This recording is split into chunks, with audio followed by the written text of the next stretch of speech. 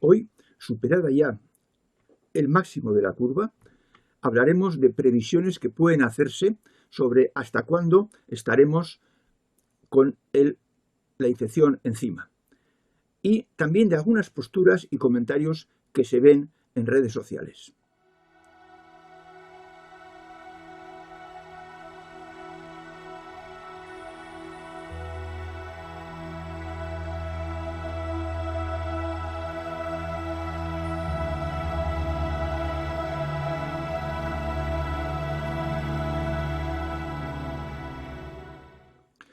Coronavirus 8.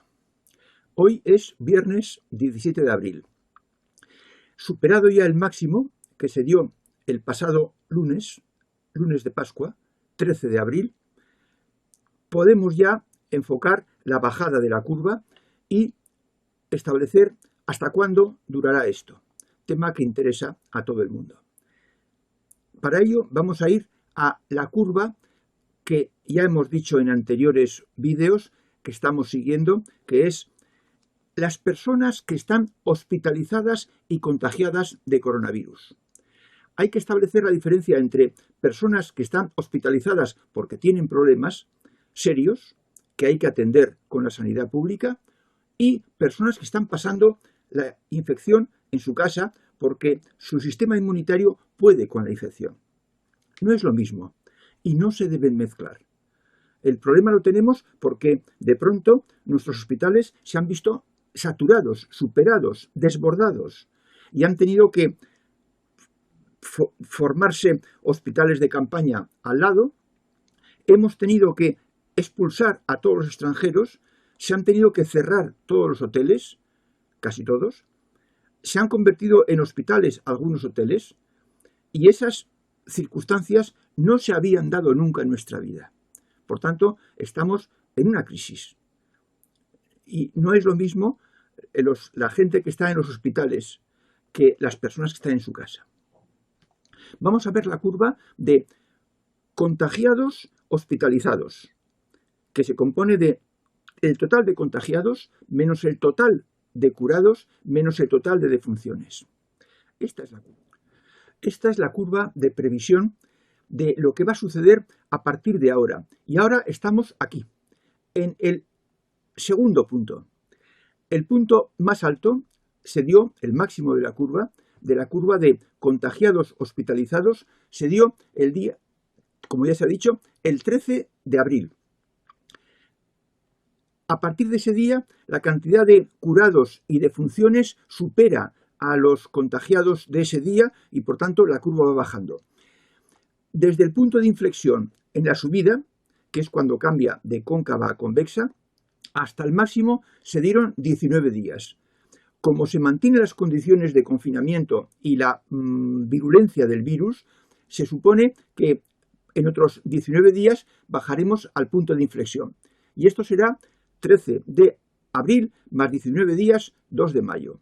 El 2 de mayo estaremos aquí y habremos recorrido esta trayectoria aproximadamente. Una vez aquí, nos costará otros 31 días bajar hasta el punto cero, como estábamos aquí abajo, si mantenemos las condiciones de la subida. Pero hay que tener en cuenta que en la subida los primeros 20 días fueron de libre circulación de todo el personal y por tanto se favoreció la propagación. Si bajando se mantiene el confinamiento en sus casas de toda la población, se mejorará quizás un poco la duración de este periodo y en lugar de 39 días pueden ser que sean 25 o 28. Pero hay que hacerse la idea de que a partir de ahora tenemos 19 días hasta llegar al punto de la inflexión y otros 30 o un poquito menos hasta llegar al punto más bajo. Ahora veamos lo que puede decirse de la curva real, con datos reales. Y aquí tenemos que dar una mala noticia. Hasta el día 14 de abril, el martes pasado, las cifras que teníamos eran las de contagiados hospitalizados. Y el día 13, este punto, llegamos al máximo, y el día 14 bajó, y por tanto supimos que estábamos ya después del máximo. Pero al día siguiente una comunidad o dos empezaron a cambiar el criterio para dar los contagiados. Y en lugar de dar los contagiados hospitalizados, que se sabía seguro que tenían el virus porque se les había hecho pruebas en el hospital, añadieron los contagiados que no tenían síntomas y se les mandó a casa. Y entonces, claro, los contagiados subieron y seguían subiendo y nunca, según una nueva curva, nunca llegaremos al máximo. No, el máximo está en el lunes 13 de abril. Y aquí está la previsión de uno o 2 días de lo que previsiblemente habría sucedido si no se hubiera cambiado la metodología de contar los contagiados. Cosa que pues está muy mal, porque en medio de una crisis no se pueden cambiar los criterios de medición. Si no, no sabremos nunca dónde estamos. Felizmente nosotros seguiremos con nuestra previsión y con nuestros datos, ajustándolos lo mejor que sepamos. Que quede claro el mensaje, el máximo lo alcanzamos el día 13 de abril, lunes de Pascua. El punto de inflexión llegará el día 2 de mayo y el fin de la epidemia, con las mismas condiciones que la tuvimos al subir, llegaría el 2 de junio. Un poquito antes, 3 o 4 días antes, si se mantiene el confinamiento, porque los primeros 20 días los hicimos sin confinamiento, todos libres por la calle. Vamos a hablar ahora de algunas circunstancias que rodean a esta tremenda desgracia, podríamos decir, que se ha abatido sobre nosotros. La primera cosa que me gustaría diferenciar es entre los contagios que se dan en hospitales y los contagios que se pueden llevar en casa. No es lo mismo. Los contagios en hospitales, por la densidad de contagiados en un mismo día, en una misma semana, han colapsado los hospitales. Y nunca habíamos tenido una situación igual. Y eso lo sufre todo Occidente, todo el mundo. Por tanto, es una situación grave, crítica. Y en cambio, las personas que están contagiadas y pueden pasar la infección en su casa, no dan ningún problema, no serían noticia en los medios de comunicación. Sí lo son los hospitalizados, y el problema está ahí. Por tanto, se debe separar. Los contagiados hospitalizados se deben separar radicalmente de los contagiados que pueden pasar la enfermedad en sus casas, en cuarentena, porque tienen un sistema inmunitario fuerte. Hay que volver a dar los contagiados hospitalizados. Se oyen muchas cosas estos días, todo el mundo habla sobre coronavirus. Y a mí me contraría, me molesta, que haya medias verdades, que se aproveche esta circunstancia para criticar, para lanzar toda la mala bilis que uno tiene dentro en contra de quienes toman las decisiones o en contra de este o en contra de aquel. Por eso yo al menos desconfío de aquel que hace la crítica o escribe el artículo y se percibe mal genio. Se perciben insultos, se perciben críticas demoledoras, porque esas personas lo que hacen es que ocultan hechos favorables. Son medias verdades, y las medias verdades, amigo que esto escuchas, en realidad son mentiras. Hay que hablar del entorno del virus. ¿Cómo estábamos? ¿Qué hicimos los 10 o 20 años antes de sufrir este ataque por el virus? Porque nuestra situación es parecida a la de un general al que el jefe de gobierno le confía el mando de las tropas y le dice: nos han atacado, el vecino del norte nos ha atacado, de forma que usted tiene el mando de todo el ejército de este país y vaya contra ellos y obtenga victorias. Y cuando el general va a donde están el ejército y las fuerzas armadas, ve un montón de tanques en fila. Dice, bueno, pues muy bien. Pero cuando llega donde los tanques, se da cuenta de que los tanques, todos menos 2, están sin las cadenas, tienen las orugas rotas y no pueden moverse. De forma que los tanques son inútiles.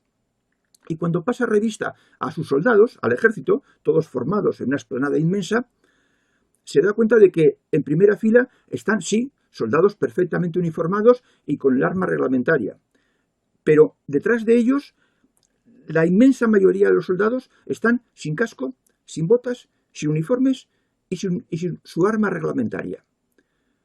De forma que si tienen que ir a atacar a alguien, tienen que coger un cuchillo de la cocina, de su casa, e ir con un cuchillo a atacar al enemigo. Porque solo están pertrechados los que desfilan en el desfile que hay el día de las Fuerzas Armadas en una avenida muy grande de la capital de la nación. Bueno, pues esa es la situación del general. Y le piden que vaya a atacar y que obtenga victorias. Y si no, le critican. Cuando se oculta cómo estábamos, cosa que ya se dijo en el vídeo Coronavirus 7, cómo estábamos todo Occidente, huérfanos, indefensos, sin material para atacar el virus, se están ocultando y se están diciendo medias verdades. ¿Cómo estaban los otros? Los que lo hicieron bien. ¿Cómo estaban los de Corea del Sur, por ejemplo? En el primer comentario de este vídeo en YouTube daré las fuentes. Pues bien, en el sudeste asiático, en Corea concretamente, que es de donde es el vídeo que ofreceré después, tuvieron 3 epidemias entre el 2003 y el 2015. En el 2003 sufrieron el SARS. SARS es S-A-R-S y S-A es South Asia, el sur de Asia. Lo sufrieron entre noviembre del 2002 y julio del 2003 y les cogió desprevenidos y sufrieron mucho, como hemos sufrido nosotros en esta ocasión. Pero pudieron superarlo y, claro, aprendieron, supieron lo que necesitaban en caso de epidemia. Pero es que en el 2009 en Corea hubo otra nueva epidemia, esta vez de gripe porcina, en 2009. Y para más aviso, en 2015 sufrieron otra epidemia, el MERS, M-E-R-S. Y el MERS, M-E, significa Middle East.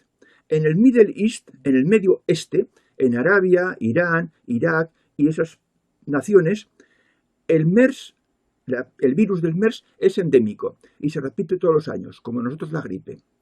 Y los coreanos pensaban que ellos no iban a llegar hasta allá, el MERS. Pero por algún personaje que hizo el viaje de Arabia a Corea, llegó allá y tuvieron el MERS. Claro, estaban ya advertidos desde el 2003 y el 2009, ahora el 2015 lo combatieron con plena eficacia. Ya sabían lo que tenían que hacer. Estaban provistos de todas las armas necesarias. Esto se oculta y se dice es que somos idiotas porque Corea lo hizo bien y España lo ha hecho fatal. Pero es que España, Estados Unidos, Inglaterra, Alemania, Francia, Italia, toda Europa, todo el Occidente, estábamos desconocedores de lo que nos podía venir encima. Y habíamos confiado a los países como China o India, que tienen nivel de costos y de salarios muy bajos, el que nos provean hasta de mascarillas, que es una telita que se puede hacer con una máquina de coser.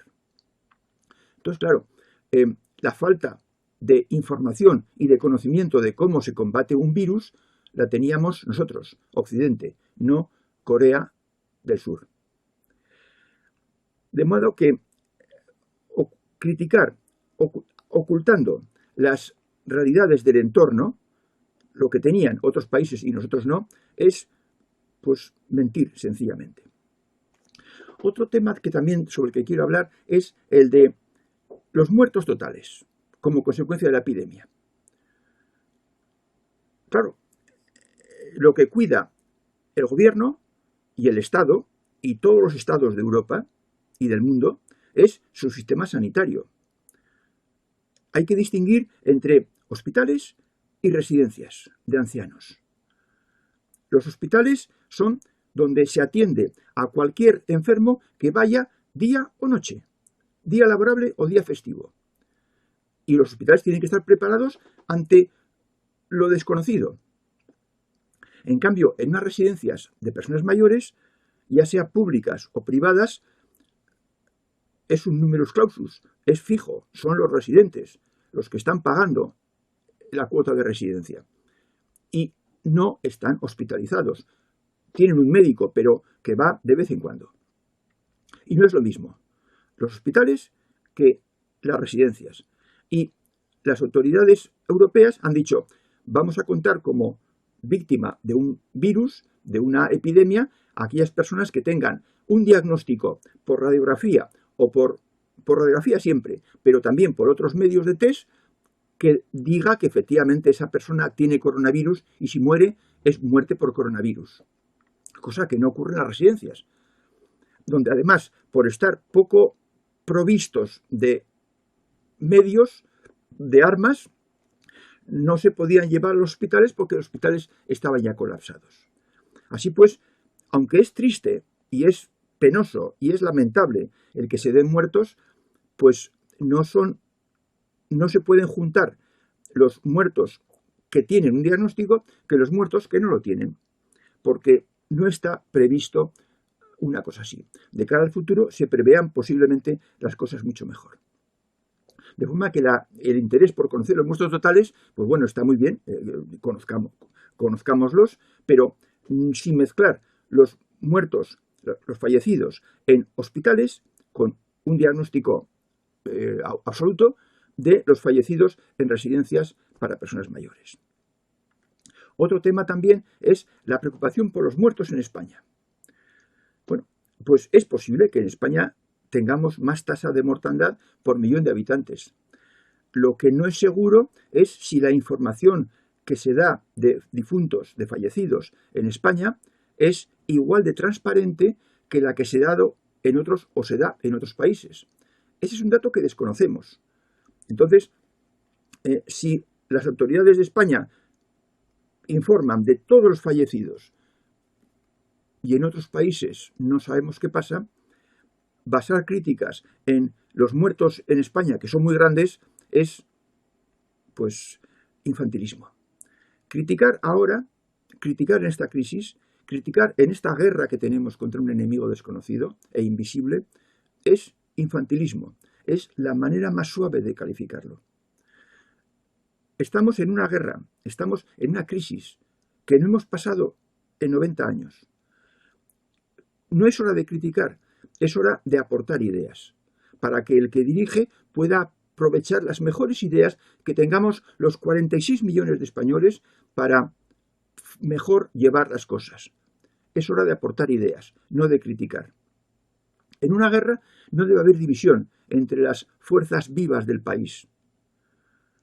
Hace poco en Facebook una amiga decía, la situación en mi país, y no voy a decir cuál es como si el Titanic hundiéndose, los pasajeros estuvieran bebiendo champán y jugando a las cartas en la cafetería del barco.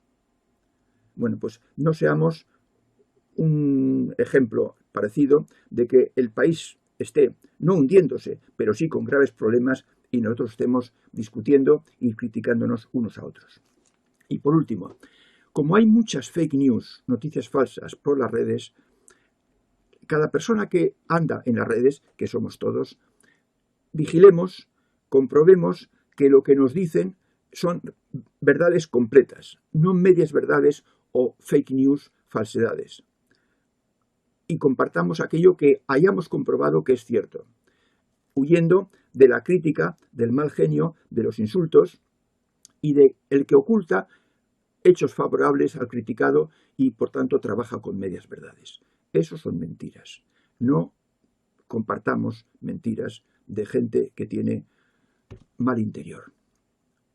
Dentro de 19 días, con el punto de inflexión detrás, volveremos a estar aquí. Hasta luego.